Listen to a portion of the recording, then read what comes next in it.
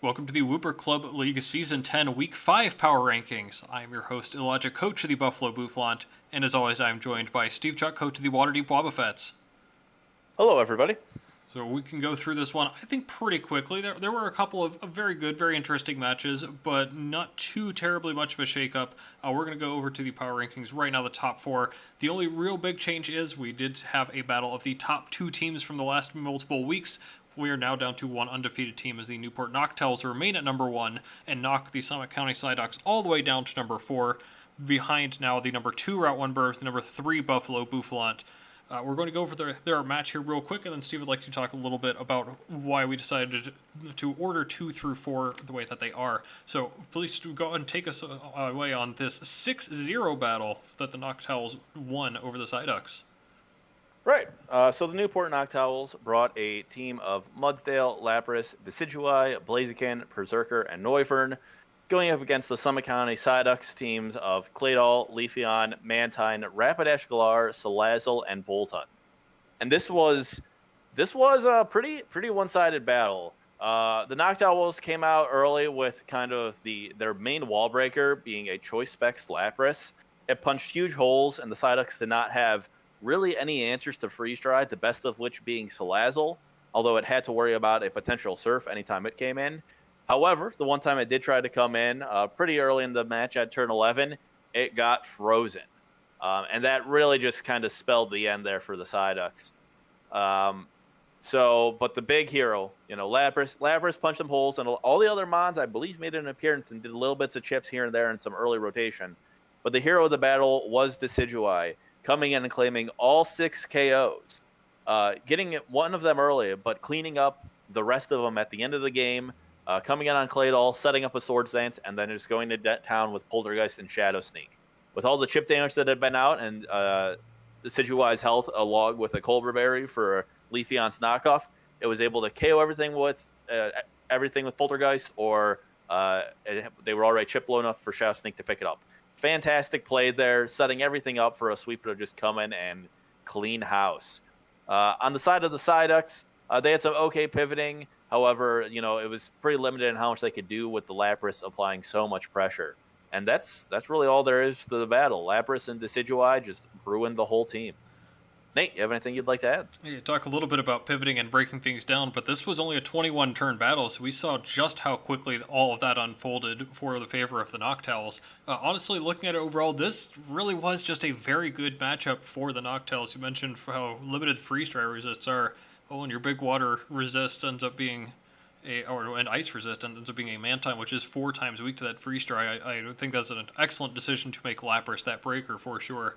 I also like to point out the Claydol finally got punished for bringing that week after week, because that ended up being a little bit of a setup bait for Decidueye to go in after claiming an early Poltergeist kill, really able to just get away with setting up a Swords Dance on Claydol, which really couldn't do much and was forced to swap out. Ended up being just the opportunity that he needed, again, very early in the game. Very quick, easy, and decisive victory for the Noctowls. Boy, could you imagine having to play him next?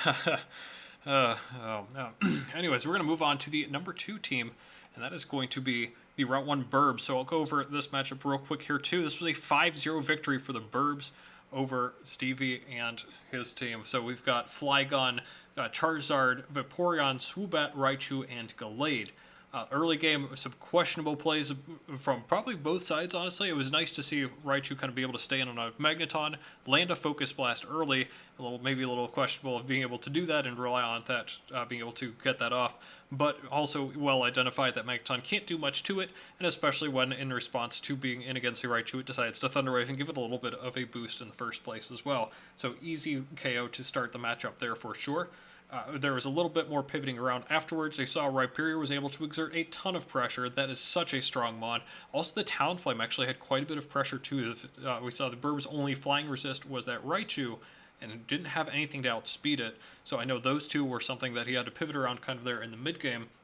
But there were a few questionable decisions. The Flygon was able to come in pretty well against the Rhyperior. A couple different times, Defog Roostet with Flygon, which is really cool to see. Even if it got Toxic, it was able to keep itself up pretty well, along with help from the Vaporeon as well. And they both ended the battle about half health, so they probably could have gone at least another round or two as well through the lineup of the other team. There were going a couple questionable decisions. We saw Rhyperior get up to +2 at one point, and maybe from there you can get lucky with a Stone Edge crit or something like that, or maybe bring some different coverage for the Flygon. But we didn't see that. Instead, we saw it just kind of staying in, going down to very low health against the Flygon in the mid game from Earthquakes. We saw it try to set up rocks a couple of times. Honestly, there was a little bit that the Burbs got away with, but enough that I think it definitely warrants and justifies a big 5-0 victory. And of course, that came at the end of the game there, with Glade trading most of its health for a KO, and then setting up the Sun as it went down. And as you can see, with Charizard being the very last Mon here, Charizard able to clean up at the end of the game 4 KOs, and what's most impressive to me, we know how powerful it is, but 67% to Talonflame with a Fire move, which, by the way, Talonflame resists. Super impressive that Charizard was able to do this. Good job identifying that as well from the Route 1 Burb, seeing that Solar Beam does so much damage to a couple of the most common switch-ins. We see that Rhyperior definitely did not appreciate Solar Beam. We know the Poliwrath definitely didn't appreciate that. Relatively quick, clean battle from the Burbs. Still deserving of being the number 2 team. Steve, anything else you'd like to add about the Burbs' victory? You talked about the Charizard, and I would agree he's really been leaning on it as kind of a cleaner and wall breaker. But I'd like to give a bigger shout-out to the Flygon, the full physical defense, leftovers, Roost, Defog, just there to wall the big threats like the Rhyperior and the Talonflame, and handled them pretty well, able to take the damage they were dishing out and wait for the opportune moment for someone else to come in and really help out. And, of course, we'd like to give a big shout-out to that Swoobat, which made its debut only to not appear. Rest in peace, Swoobat. You wonderful, wonderful Mon that you know I love. So next up, we're going to go over the number 3 team, and oh, look at that. It's the Bouffalant. Steve, tell them about my 5-0 victory over the Cast Forms. Yeah. So, if in case you forgot, you brought a team of Aerodactyl, Steelix, Mesprit, Decimean, Rotom Frost, and Marowak. So throughout this battle, you were ready, for the opponent's team. Just, it seemed like you were aware that he's been kind of bringing the same team, and we're ready for, key threats like Gastrodon, bringing some gas coverage on a couple months. What we saw was the energy ball on Mesprit. However, that does not stop you from getting frozen. A little unfortunate there, but it happens. The only loss you suffered in this battle was, of course, Aerodactyl. Getting in on the Pyukumuku, who then proceeded to block Intoxicate and stall it out until it fainted. Pyukumuku staying healthy with rest at the end. Surprising to see Pyukumuku do so well against Aerodactyl, but very, very interesting. It's nice to see what can happen there. But I guess the hero from the Bouffalant side for this battle was Sans Undertale, the Marowak. Coming in against this significantly slower team of the Cast Forms, where Marowak's lower speed isn't so much of an issue, getting behind a substitute and wrecking havoc with super strong Earthquakes as well as a Focus Punch against the Regigigas. Between the two of them being able to pick up 4 KOs and just break lots of holes there at the end and clean up. Most of the team didn't really have much to do. They all came in, but very, very little much. It was a lot of Sands there. But yeah, very, very strong, dominant performance. You have anything you'd like to add about your showing? Yeah, it sure seems like the easy play is to go into Rotom on the Pyukumuku instead of staying with Arrow. I had the Toxic prepared, didn't know it would be Rest. It would have been cool to have Taunt in there perhaps too, because Pyukumuku is just setup bait. And I'm very happy I was able to at least bring the substitute on Marowak to be able to get away with that. Hey, Marowak ain't just a meme. This thing is that good. I had to swap it out near the end. The only way I really lost was if Marowak ended up getting poisoned by a Toxic or something. So it really shows, even though it's 20-point mon, you can still kind of rely on it. Just depends on the sets and the team your opponents bring. So big shout out to Marowak. Love this thing. Wish I could use it a little bit more. So with that, we already covered all of the teams. 1 and 4 played each other, but against we ordered 2, 3, and 4, the Burbs, and then the Bouffalant, and then the Psyducks. Was the Psyducks losing to the top team in the league really enough to warrant it going down to the 4 slot? Tell us, the folks, a little bit about our thought process in ordering things the way that we did there. Yeah. So a couple things. All 3 of these teams just have 1 loss. The Burbs 1 loss, of course, being to the Psyducks, which we've covered many times, coming down to a Stone Edge miss, making it like a +8 differential or so between the 2 outcomes. So pretty unfortunate there. The Bouffalant had a kind of uncharacteristic bad loss to the Close Combat Club. And then, of course, the Psyducks losing this week to the Noctowls. Overall, though, kind of as things have shifted and teams have kind of revealed how good or not good they are, reviewing the Psyducks schedule, their wins are becoming less and less valuable. Their win against the Burbs, still a very strong win against a good team. However, as we mentioned, came down to RNG. The other teams they played about, the Oricorios, the Close Combat Club, the Incineroar, all those teams are in the bottom half, no longer even on our to-watch list. So with that, some of these teams may have been, giving them a little bit of a push up early on, but as we've played more and these teams have had more games and aren't doing as well as we had hoped, those wins aren't meaning as much, and the Psyducks ranking is therefore slipping, along with, of course, this massive defeat they suffered this week against the at this point clear number one team. And then between the Burbs and the Bouffalant, again, the Burbs having a loss to a close loss where it come down to RNG, whereas the Bouffalant did suffer that bad loss, not RNG based so much. So that is why they are in the 2 and 3 respectively. Yeah, it would have been kind of interesting to see maybe a closer match between the top two teams, but it was such a blowout that I think overall I do agree that this probably ends up being the order that they fall in. Although that is not to say that someone else can't sneak in soon, because we do have a couple of teams still on our to-watch list. Of course, the Wobbuffets are still doing very well. You're up to 3 and 2, but those two losses, again, only 1-0 losses, each of them to the numbers now 1 and 3 teams. So you're very much on the edge there, waiting for anyone to make any misstep for you to be able to hop in there. I would definitely recommend anyone watching, if you want to learn more about Steve's win here in Week 5, go check out the feature match where we have some amazing color commentary. Definitely, if you want, though, to skip forward, maybe go to the infamous turn 140, which is where a lot of the action ends up really starting to break down and evolve in that match. Just a quick shout out to this match. It lasted 179 turns. All 5 of the other battles together ended up going 123. So a little bit interesting there of how long and developed that battle ended up becoming. Steve, do you have anything else you want to touch on about your team or this battle before we move on? I mean, I'd observed Matt and his Wigglytuff being, kind of favored in his wish passing.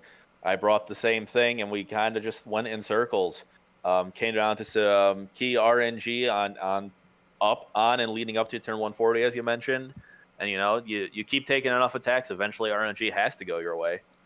Pretty much. And you definitely hope that's true before you run out of power points, which you were very close to doing. So that's a big reason as to why it ended up being the feature match. Very close to kind of losing out on the PP war before those fortunate attacks ended up coming into play. So awesome match to watch, and still right there on the edge. Of course, the other team we have on our to-watch list is the Seattle Steamrollers, fresh off of their big transaction spree, and they brought quite a few of them here. Although we do have to kind of mention that there were some very questionable plays here. Only a 1-0 victory over Tony and his mighty Miltanks.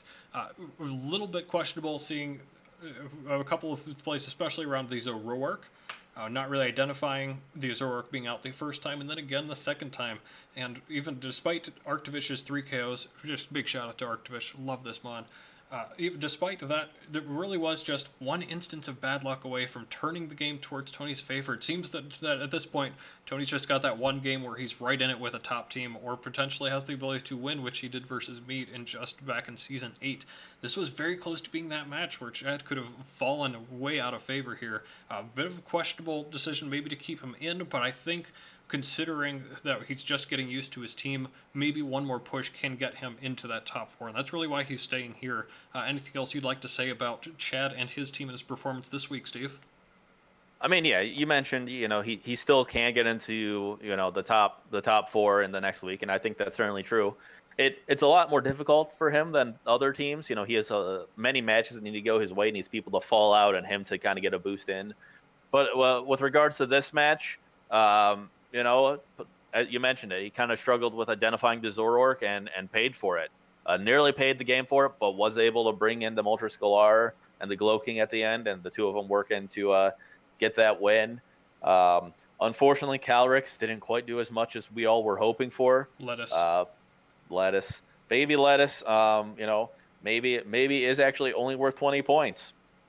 Big surprise there. Who would have guessed? And I'd also like to give a big shout out to seeing the Tailwind come out of, I believe, the Scyther there to give Tyrantrum some chance to head smash. That was awesome to see. That's exactly what we kind of wanted to see from the Tyrantrum pick that I believe went in the first round to Tony. So really kind of exploiting its big strength and claiming a couple of KOs. It took the proper positioning from Chad to even get to the point that he was at there. So that's going to do it for Week 5. And looking ahead to Week 6, wow, are there some awesome matches coming up here. We see at the very top the Noctowls still undefeated, but going against another big threat, the Bouffalant 4-1. The Bouffalant were the only team to get a game off of them into Season 8 in the regular season before the Noctowls eventually went undefeated in the playoffs. We've also got a little bit of a grudge match here to the Burbs and the Wobbuffets coming up. That should be an awesome one. A big chance for Steve to make that big jump into the top 4 potentially, or the Burbs to cement themselves as the team to be right behind the Noctowls. Steamrollers, the Close Combat Club, teetering both on the edge of viability here. Could be very fun to watch. The Agrons and the Psyducks, one team on the rise, one team potentially on the decline, which would be really, really fun to see. The grudge match of Mats, of course, the Cincinnati and Cleveland teams going together. The 2 and 3 teams, I believe. So potentially win there could boost them into contention. But I know which one you want to talk about at the right at the bottom there. Isn't that right, Steve? Oh, I was trying to talk about the 2 0-5 teams squaring off the Oricorios and the Milk Tanks. One of them will get the chance to claim their first win this week. The other will have to try and find it in weeks 7 and 8. And, a bit of an upset. Anything else you'd like to mention about Week 6 before we finish our things up? I think you've covered the other 5 matches wonderfully. Lots of exciting battles here. Lots of chances to shake things up. Excited to see how the top 4 shakes up after this, as well as the to watch list, which could expand quite a lot if certain teams win. This may be for some teams their last chance to even get on this list at all. This is just a power rankings. Of course, the playoffs is what matters, but this is kind of also a nice gauge to see how we feel teams are doing right before playoffs. And if you haven't noticed, we've just gone through 5 of the 8 weeks. We are getting closer and closer, fewer chances to impress and get comfortable with your team right before playoffs. This is where it starts to really matter. So we are going to see you next time on Week 6. See ya.